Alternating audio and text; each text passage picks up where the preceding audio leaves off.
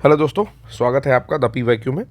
और हम लोग अब आगे प्रश्न करते हैं। RO का जो 2024 का प्रश्न पत्र था उसी को हम लोग सॉल्व कर रहे हैं। तो रिव्यू ऑफिसर और असिस्टेंट रिव्यू ऑफिसर का ये प्रश्न पत्र या ये क्वेश्चन पेपर जो हम लोग सॉल्व कर रहे हैं ये कैंसिल हो गया था, 2024 के स्टार्टिंग में हुआ था और उसी पेपर को हम लोग यहाँ पर सॉल्व करने जा रहे हैं। तो आज का जो पहला क्वेश्चन है वो है कि consider the important events of coal mining in India and arrange these in chronological order. तो हम लोग को एक क्रोनोलॉजी या काल क्रमानुसार इसको व्यवस्थित करना है। पहला है यहाँ पर कि फर्स्ट प्रोडक्शन ऑफ कोल इन रानीगंज, की रानीगंज में कोयले का प्रथम उत्पादन कब हुआ। तो ये उत्पादन हुआ था 1774 में, याद रखिएगा। Establishment of Coal India Limited CIL की स्थापना कब हुई, तो 1975 में हुई। अब यहाँ पर एक पॉइंट नोट करिए कि जितनी भी आपकी PSU यानी कि पब्लिक सेक्टर यूनिट्स हैं, चाहे उसमें BHEL हो, चाहे उसमें कोल इंडिया लिमिटेड हो, HPCL हो, ठीक है, या फिर आपका IOCL हो, BPCL हो, ठीक है, अन्य भी कंपनियां हैं। तो इन सब के बारे में आप इसके इस्टेब्लिशमेंट ईयर और उस समय में कौन PM था या किस पंचवर्षीय योजना के अंतर्गत इसकी स्थापना की गई, क्या विज़न था, ये जानने की कोशिश करिए। इसका एक शॉर्ट नोट प्रिपेयर कर लीजिए। अगला यहाँ पर है कि कोयला खदानों का राष्ट्रीयकरण। तो कोयला खदानों का राष्ट्रीयकरण 2 चरणों में हुआ था। पहला हुआ था 1972 में और दूसरा हुआ था आपका 1973 में। दोनों ही 1 मई के दिन हुआ था। और चौथा ऑप्शन है राष्ट्रीय कोयला विकास निगम यानी कि NCDC, national coal development corporation. तो ये आया था आपका 1956 में। तो अब क्रोनोलॉजी ईजिली आप लोग लगा सकते हैं, उस हिसाब से आंसर यहाँ पर डी होगा। यहाँ पर दिया भी हुआ है कि 1774 में ईस्ट इंडिया कंपनी के मैसर्स सुमेनेर और हिटली के द्वारा रानीगंज में कोयले का प्रथम उत्पादन हुआ। वहीं NCDC की स्थापना हुई थी 1956 में। कोल खदानों का राष्ट्रीयकरण 2 चरणों में 1 मई 1972 और 1 मई 1973 को किया गया। कोल इंडिया लिमिटेड, जिसको CIL भी लिखते हैं, इसकी स्थापना नवंबर 1975 में की गई थी। चलते हैं 38वें क्वेश्चन की ओर। यहाँ पर 2 असर्शन रीजन दिए हुए हैं कि विश्वतीय बायोम सबसे घना एवं सबसे जैव भार वाला बायोम है। तो यहाँ पर बात हो रही है इक्वेटोरियल की, ठीक है। ये जो इक्वेटर के आसपास में जो बायोम है उसको बोलता है कि इक्वेटोरियल फॉरेस्ट बायोम जो है वो सबसे डेंस है और हाईएस्ट बायोमास है, यानी कि वहाँ पर सबसे ज़्यादा जैव भार के जीव जंतु पाए जाते हैं। रीज़न कहता है कि क्योंकि there is high rainfall and high temperature throughout the year in the equatorial forest region, क्योंकि वहाँ पर सबसे ज़्यादा वर्ष भर बारिश मिलती है और तापमान भी बहुत अधिक रहता है। तो आपको पता है कि इक्वेटर पे टेम्परेचर अधिक रहता है और वहाँ पर बारिश औसतन बाकी की अपेक्षा वर्ष भर में ज़्यादा मिलती है, ठीक है। तो ये बिल्कुल करेक्ट एक्सप्लेनेशन है, इसीलिए वहाँ पर वेजिटेटिव जो भी प्रोपोगेशन है या जीव जंतुओं का या वनस्पतियों का पाया जाना है वो अधिक होता है, ठीक है। तो बिल्कुल करेक्ट है एक्सप्लेनेशन यहाँ पर। उस हिसाब से बी आंसर हो जा रहा है। बी कहता है कि both A and R are correct and is correct explanation of A, और R जो है वो करेक्ट एक्सप्लेनेशन है A का। यहाँ पर एक्सप्लेनेशन है वो सही चीज़ मैंने आपको बता दी है। अगला है, काफ़ी बढ़िया प्रश्न है। प्रश्न क्या कहता है कि बंकिम चंद्र चट्टोपाध्याय जिन्होंने राष्ट्रगीत लिखा था वंदे मातरम, ठीक है, तो he was the first graduate of Calcutta university. तो ये बिल्कुल करेक्ट स्टेटमेंट है।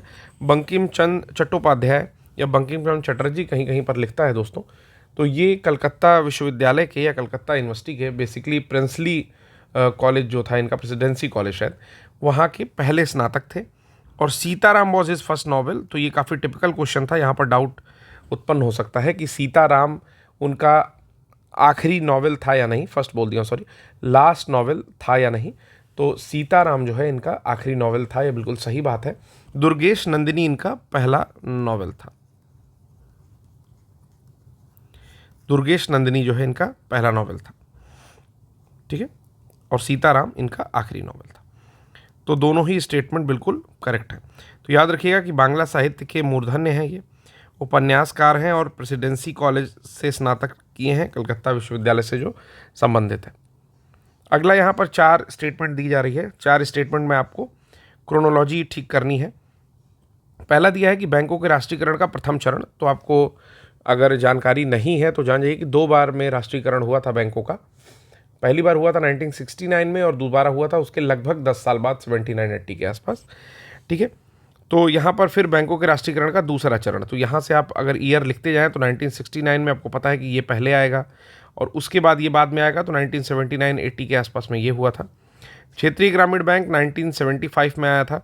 नाबार्ड की स्थापना हुई थी 1982 में, ठीक है। और अगर सेबी की स्थापना पूछी जाएगी, securities board of India, securities and exchange board of India, यानी कि भारत का प्रतिभूति और विनिमय बाजार जो है वो 1992 में आया था। तो उस हिसाब से हम लोग क्रोनोलॉजी लगा लेंगे और सी जो है यहाँ पर करेक्ट आंसर दिया हुआ है। याद कर सकते हैं यहाँ पर जो डेटा प्रदान किया गया है कि बैंकों का राष्ट्रीयकरण कब हुआ, तो 19 जुलाई की डेट भी याद कर लीजिए कि जुलाई के महीने में हुआ था 69 को। और क्षेत्रीय ग्रामीण बैंक आए थे 2 अक्टूबर को, तो गांधी जी के नाम पर क्षेत्रीय ग्रामीण बैंक, क्योंकि उनका एक विज़न था कि भाई ग्रामीण क्षेत्रों में भी बैंक इत्यादि होने चाहिए। मतलब कभी उनका था ना कि लोकल सेल्फ गवर्नमेंट, स्थानीय स्तर पर जो सरकारें हैं वो होनी चाहिए। तो उसी के तहत 2 अक्टूबर 1975 को आरआरबीज़ यानी कि रूरल रीजनल बैंक्स की स्थापना की गई। बैंकों के राष्ट्रीयकरण का दूसरा चरण जो हुआ वो 15 अप्रैल 1980 को हुआ और नाबार्ड, जिसको हम लोग राष्ट्रीय कृषि तथा ग्रामीण विकास बैंक कहते हैं, ठीक है, ठीक है, ये आपका 12 जुलाई 1982 में स्थापित हुआ था। एक पॉइंट और है कि शिवरमन कमेटी की अनुशंसा पर या सिफारिश पर नाबार्ड की स्थापना की गई। अगला प्रश्न आता है कि पिन जो बैंकिंग ट्रांजैक्शन में होता है, जो आप लोग पिन डालते हैं 4 डिजिट का पिन, वो क्या होता है। तो यहाँ पर 4 ऑप्शंस दिए हुए हैं कि पोस्टल इंडेक्स नंबर होता है, या फिर परमानेंट आइडेंटिफिकेशन नंबर होता है, या फिर पर्सनल आइडेंटिफिकेशन नंबर होता है। तो बहुत ध्यान से देखेंगे, चूँकि जो पिन होता है वो आप अलग डालोगे, मैं अलग डालूंगा, हर व्यक्ति जो है अपने फ़ोन में या अपने एटीएम कार्ड के लिए अलग पिन का यूज़ करता है। तो ये पर्सनल आइडेंटिफिकेशन नंबर होता है, परमानेंट नहीं होता है, ठीक है। उसको चेंज भी कर सकते हैं। तो पर्सनल आइडेंटिफिकेशन नंबर को हम लोग पिन बोलते हैं। आपको बताना है कि CIF जो होता है बैंक में यूज़ होता है वो क्या होता है, ठीक है ना, ये, ठीक। CIF एक बार सर्च करके देखिए कि क्या होता है, ठीक है। अगला प्रश्न है यहाँ पर कि निम्नलिखित में से किस संगठन ने वर्ष 2023 में वाराणसी को अपनी पहली पर्यटन और सांस्कृतिक राजधानी घोषित किया था, यानी कि declared Varanasi as its first tourism and cultural capital. तो यहाँ पर पर्यटन और सांस्कृतिक राजधानी SCO, Shanghai cooperation organisation, Shanghai सहयोग संगठन SCO के द्वारा जो है घोषित किया गया था वाराणसी को अपनी पहली राजधानी 2022-23 में। SCO में कुल 8 सदस्य हैं, जिसमें चीन है, रूस है, तो रूस से शुरू करिए, भारत है, पाकिस्तान है, कजाकिस्तान है, तजाकिस्तान है, उज्बेकिस्तान है और किर्गिस्तान है। तो SCO के जो है ये 8 सदस्य हैं। अगला आता है असर्शन रीजन का क्वेश्चन है, अभिकथन और कारण का।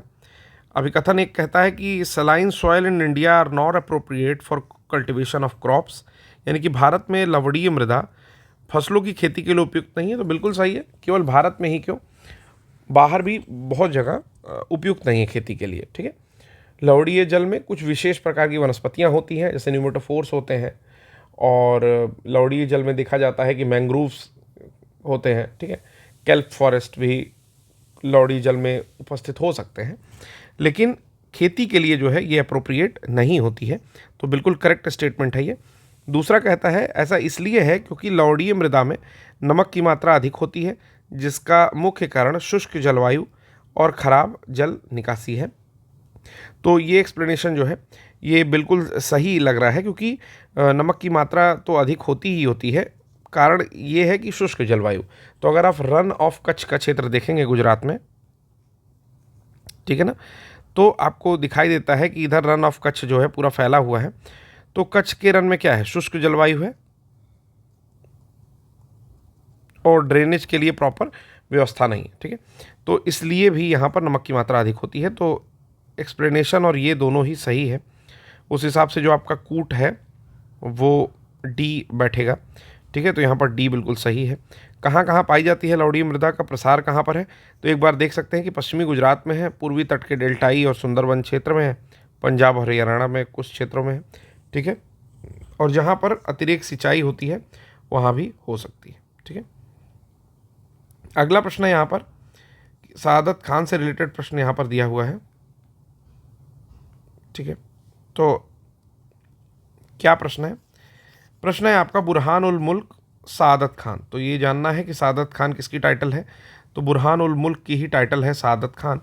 तो उसके संदर्भ में दो स्टेटमेंट हैं कि पहला कि स्वतंत्र राज्य का संस्थापक सआदत खान था अवध के, यानी कि अवध को स्वतंत्र रूप से स्थापित करने का जो श्रेय जाता है वो सआदत खान को जाता है। तो बिल्कुल ही करेक्ट स्टेटमेंट है। कई बार RO तथा PCS की लोअर परीक्षाओं में, PCS की मुख्य परीक्षाओं में जब ऑब्जेक्टिव होता था तो बहुत बार इससे प्रश्न पूछा हुआ है कि भारत के कुछ स्वतंत्र राज्य, जिसमें जौनपुर आता है जहाँ पर शर्की डायनेस्टी थी, बंगाल आता है जहाँ पर मुर्शीद कुली खान थे, हैदराबाद आता है जहाँ पर निजामुल मुल्क थे और सआदत खान का नाम आता है। इस प्रकार 4-5 जगह हैं जहाँ पर स्वतंत्र राज्य की स्थापना होती है। तो एक बार उसकी भी लिस्टिंग कर लेंगे आप लोग, जो बता रहा हूँ उसको करते चलेंगे कि उसकी भी लिस्टिंग कर लेंगे कि अवध के कौन थे, तो यहाँ पर सआदत खान या बुरहान उल मुल्क है। हैदराबाद के कौन थे, तो निजामुल मुल्क चिनकिलिच खान थे। तो इस प्रकार से कर लेंगे, तो ये बिल्कुल सही है। दूसरा कहता है कि उसने सैयद बंधुओं के विरुद्ध षड्यंत्र में भाग लिया था। तो ये भी स्टेटमेंट बिल्कुल सही है। सैयद बंधु जो थे उनके विरुद्ध षड्यंत्र में भाग लेने का काम सआदत खान ने किया था। तो आप एक बार एक्सप्लेनेशन भी देख सकते हैं, बाकी दोनों स्टेटमेंट करेक्ट है। कि मुगल दरबार के ईरानी शिया गुट का सक्रिय सदस्य कौन था, सआदत खान था। इसके नवगठित स्वतंत्र राज्य की राजधानी फैज़ाबाद थी। मोहम्मद शाह के शासनकाल में निजामुल मुल्क के नेतृत्व में सैयद बंधुओं के खिलाफ षड्यंत्र की शुरुआत हुई। मोहम्मद शाह कौन था, तो मोहम्मद शाह रंगीला जो कि मुगल शासक था। ठीक है, इसके षड्यंत्र में सआदत खान ने सम्राट का साथ दिया। नादिर शाह के आक्रमण के समय उसने शाही मामलों में महत्वपूर्ण भूमिका का निर्वाह किया और अपने नाम की गई सम्मान की रक्षा के लिए ही 1739 में आत्महत्या कर ली। ठीक है, तो इसने जो है नाम और सम्मान की रक्षा के लिए 1739 में सआदत खान ने जो है आत्महत्या कर ली। ठीक है, फिर उसके बाद आता है उनका भतीजा और दामाद, जिसका नाम है सफदर जंग, एक्चुअल नाम है अबुल मंसर खान अवध। अगला फिर से एक असर्शन रीजन का प्रश्न है। कहता है कि भारत में रबी की फसल आपके अक्टूबर में बोई जाएगी और अप्रैल तक बेसिकली काटी जाएगी। ठीक है, मान लीजिए मिड मार्च या फरवरी लास्ट से स्टार्ट कर दीजिए, फरवरी के अंतिम सप्ताह में अंतिम दिनों में काटना शुरू होगा, जिसकी पक चुकी होगी मार्च में कटेगी और थोड़ा बहुत अप्रैल में कटेगी। ठीक है, तो ये जो है मुख्य रूप से पंजाब और हरियाणा जैसे उत्तर पश्चिमी राज्यों में ही बोई जाती है। तो अब रबी में गेहूँ आती है, तो आपको पता है कि गेहूँ जो है इसी क्षेत्र में हरियाणा और उत्तर पश्चिमी राज्यों में जैसे पंजाब इत्यादि में ही ज़्यादा होता है। तो बिल्कुल करेक्ट स्टेटमेंट है। दूसरा स्टेटमेंट कहता है कि the success of rabi crops in these states depend on the rain due to western tropical cyclone. ठीक है, यहाँ पर कहता है कि पश्चिमी उष्णकटिबंधीय चक्रवातों के कारण ये थोड़ा फसल पर निर्भर करती है। तो ये भी स्टेटमेंट सही है, क्योंकि जो रबी की क्रॉप है उसमें पश्चिमी विक्षोभ के कारण जो बारिश होती है जाड़ों में वो बहुत ज़्यादा लाभदायक होती है। हालांकि बारिश थोड़ी ही होती है, लेकिन उतना गेहूं की फसल के लिए वो चीज़ अच्छी होती है। तो A और B दोनों ही सही स्टेटमेंट है, A and R। तो करेक्ट एक्सप्लेनेशन भी है। तो यहाँ पर C जो है वो कहता है कि, तो यहाँ जो है इसका आंसर गलत दिया हुआ है, क्योंकि रबी की फसल के लिए जो सर्दी में बारिश होती है, मैंने बताया था उष्णकटिबंधीय चक्रवातों के कारण पश्चिमी विक्षोभ से, वो बहुत ही लाभदायक होती है। तो यहाँ पर हो जाएगा कि दोनों सही है और सही व्याख्या करता है। तो ऑप्शन हो जाएगा डी, इसको आप लोग करेक्ट कर लेंगे, ऑप्शन हो जाएगा डी। ठीक, जबकि इसने जो एक्सप्लेनेशन दिया है उसमें लिखा भी है कि पश्चिमी विक्षोभ से वर्षा होती है, इन्हें पता भी है। ठीक है, अगला क्वेश्चन आता है 46 with reference to Kuzbass region in Russia. तो कुजबास रीजन जो है वो रशिया में है। ये क्वेश्चन कैसे आया, तो रशिया यूक्रेन का वॉर चल रहा है। ठीक है, और उस वॉर के ऊपर कुछ क्षेत्र से क्वेश्चन आ गया है। तो कहता है कि यह क्षेत्र कोयला और लौह से समृद्ध है। तो बिल्कुल सही है। अगर आप भंडारण वाले क्षेत्र में पढ़ेंगे तो वर्ल्ड लेवल पे ये पता चलेगा कि कुजबास एक क्षेत्र है रूस में जहाँ पर कोल और आयरन दोनों ही पाया जाता है। फिर कहता है नोवोरिबिर्स्क एक इम्पॉर्टेंट इंडस्ट्रियल क्षेत्र है। नोवोरिबिर्स्क जो है इंडस्ट्रियल क्षेत्र है इस रीजन में। तो हाँ, इस रीजन में एक इंडस्ट्रियल क्षेत्र है नो रिवर्स, बट उसकी जो पोजीशन है वो अलग है। जैसे वेस्ट साइड में अगर आपका कोयला क्षेत्र है तो ईस्ट साइड में ये औद्योगिक क्षेत्र है, ठीक है। तो थोड़ी दूरी है लेकिन है वहीं पर।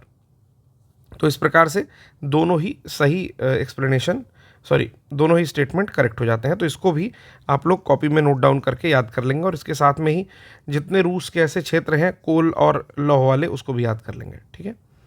अगले क्वेश्चन में हम लोग चलते हैं। अगला क्वेश्चन है, इन अक्टूबर 1940, अक्टूबर 1940 में Gandhi ji gave call for a limited satyagraha.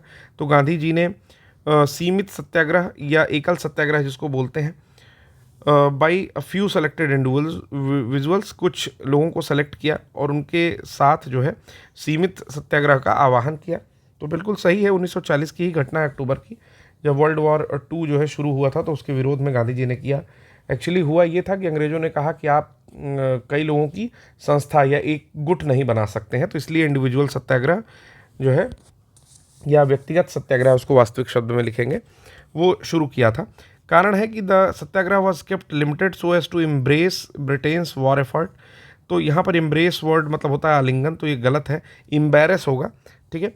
तो एम्बेरस ब्रिटेन वॉर एफर्ट मतलब युद्ध के प्रयासों को ठेस पहुँचे, यहाँ पर बात होती है, एम्बेरस करे, उसको शर्मिंदा करने के लिए गांधी जी ने इस सत्याग्रह को सीमित रखा था, ठीक है। तो ये जो है बिल्कुल सही हो जाएगा अगर हम लोग हिंदी की चीज़ें पढ़ते हैं।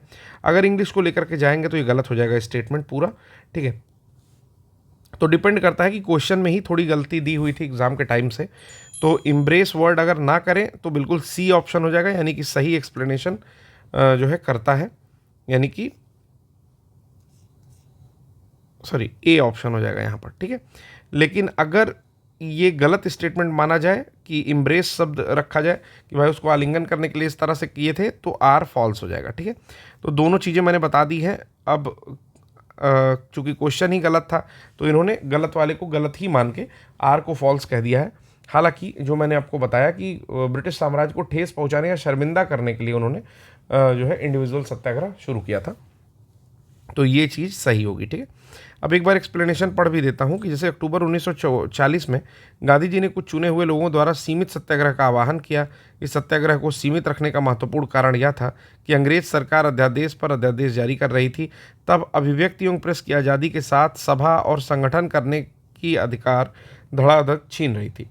देश भर के मजदूरों को उनके प्रकार से परेशान किया जा रहा था, अनेक प्रकार से उन्हें गिरफ्तार करके जेलों में डाला जा रहा था। जाहिर था कि कांग्रेस द्वारा जन संघर्ष छेड़ने का फैसला करते ही उसे कुचल दिया जाता। व्यक्तिगत सत्याग्रह के प्रथम सत्याग्रही विनोबा भावे थे, दूसरे सत्याग्रही पंडित जवाहरलाल नेहरू थे, और तीसरे सत्याग्रही आपके ब्रह्मदत्त थे, ठीक है। तो 3 सत्याग्रहियों का नाम पूछता है, नोट डाउन कर लेंगे इस पॉइंट को भी जो मैंने आपको बताया। अगला प्रश्न आता है कि बिपिन चंद्र पाल के संबंध में कुछ बातें लिखी हुई हैं, उनको आप बताइए। तो देखिए स्पेसिफिक क्वेश्चन पूछ रहा है कि आनंद मठ को लिखने वाले जो लेखक हैं बंकिम चंद्र के बारे में, तो वहाँ से क्वेश्चन पूछ लिया। बिपिन चंद्र के बारे में स्पेसिफिक क्वेश्चन पूछ लिया। तो इस तरह के स्पेसिफिक क्वेश्चन जब पूछे जाते हैं तो वो डाउटफुल होते हैं और कहीं ना कहीं टफ कैटेगरी या हार्ड कैटेगरी में रखे जा सकते हैं। प्रश्न कहता है कि वह ब्रह्म समाजी नेता थे, समाज सुधारक थे। तो बिल्कुल सही बात है कि बिपिन चंद्र पाल जो है एक सोशल रिफॉर्मर थे, यानी कि समाज सुधारी थे, और ब्रह्म समाज के लीडर भी थे। तो ये बिल्कुल सही स्टेटमेंट है। दूसरा स्टेटमेंट है कि न्यू इंडिया नाम की साप्ताहिक पत्रिका, ठीक है। तो आपको पता है कि न्यू इंडिया, यंग इंडिया, ये 2 बुक्स के बारे में आपको पता है। तो ये गांधी जी और ये आपका एनी बेसेंट ने लिखा था। लेकिन यहाँ पर वीकली मैगजीन की बात कर रहा है जिसका नाम है न्यू इंडिया। तो ये पॉइंट आप नोट डाउन करेंगे। एक नया पॉइंट यहाँ पर मिला है कि न्यू इंडिया नाम की एक साप्ताहिक पत्रिका जो है वो बिपिन चंद्र पाल के द्वारा निकाली गई थी। तो इस हिसाब से दोनों स्टेटमेंट जो है करेक्ट हो जाएगा। देख लीजिए कि 1892 में न्यू इंडिया नाम की साप्ताहिक पत्रिका इन्होंने निकाली थी।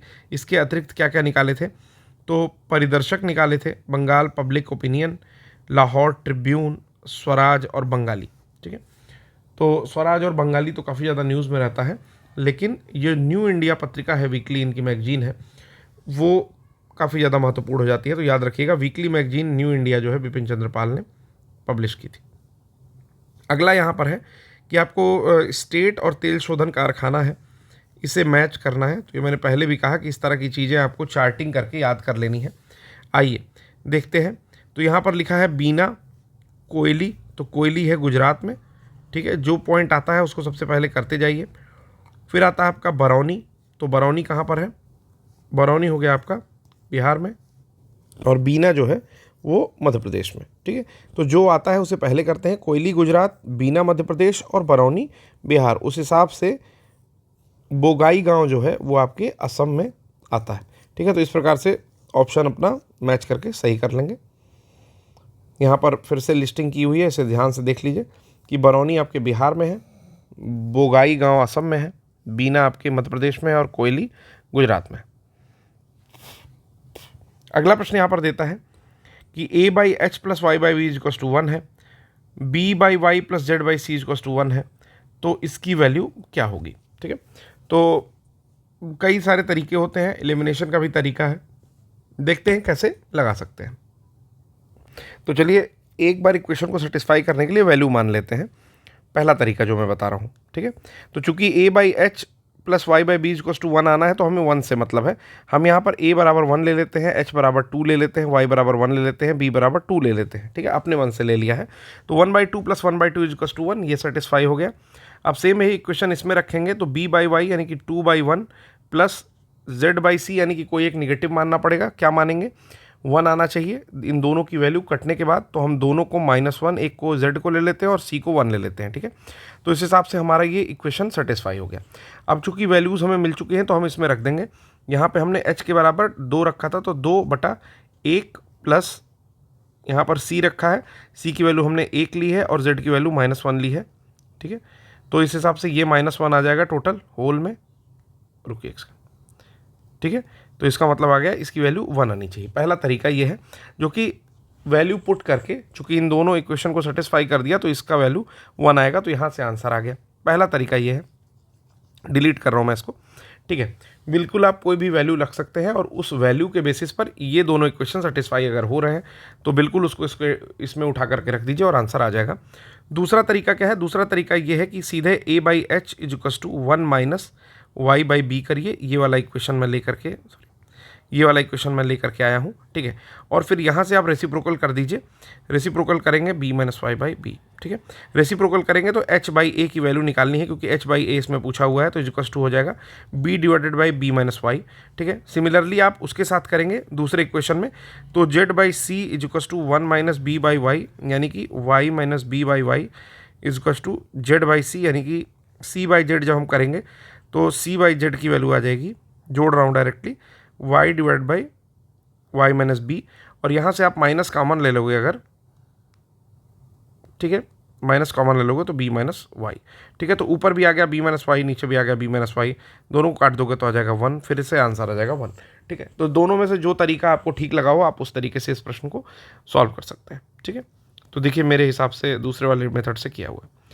अगला यहाँ पर प्रश्न है, कृषक नंदिनी समृद्ध योजना के संदर्भ में निम्नलिखित कथनों पर विचार करिए।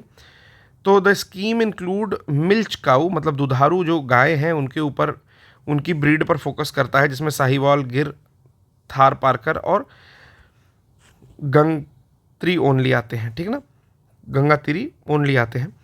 तो इस योजना में केवल साहिवाल, गिर, थार पारकर और गंगातिरी प्रजाति की दुधारी गाय ही सम्मिलित की गई हैं। Beneficiary must have at least 1 year of cattle rearing experience, कि लाभार्थी के पास गोपालन का कम से कम 1 वर्ष का अनुभव होना चाहिए, ठीक है।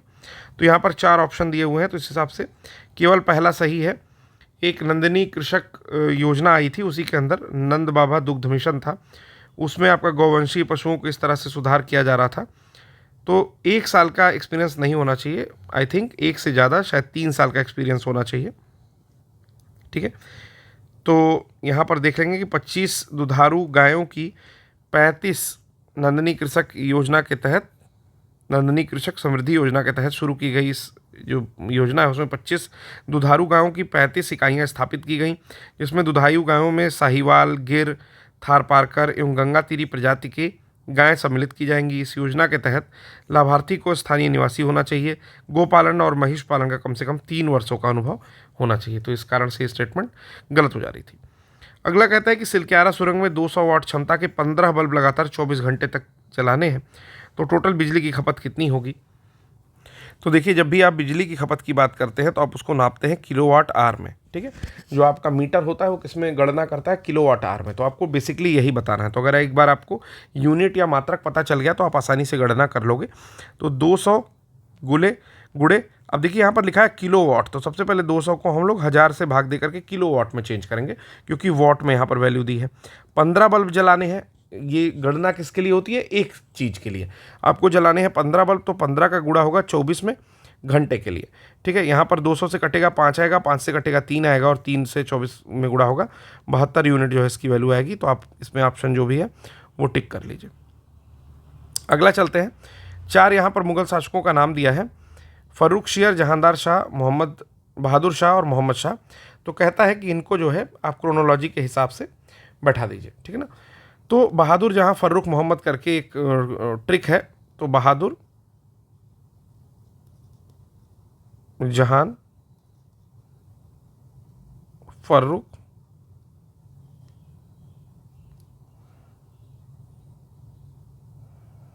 ठीक है मोहम्मद।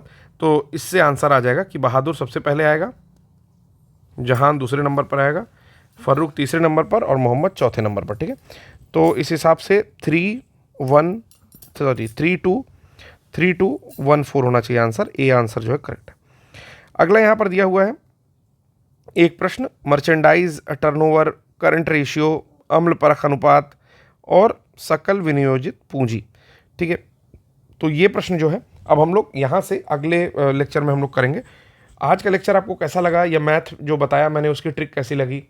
क्वेश्चन कम आ रहे हैं, लेकिन मुझे लगता है कि जो क्वेश्चन डिस्कस कर लिए जा रहे हैं और जो ट्रिक बताई जा रही है, जो कहा जा रहा है साथ में पढ़ने को, अगर वो आप साथ में करते रहते हैं तो आपका एग्ज़ाम क्वालिफाई होने की संभावना ज़रूर से बढ़ जाएगी। तो आज के लिए बस इतना ही, धन्यवाद।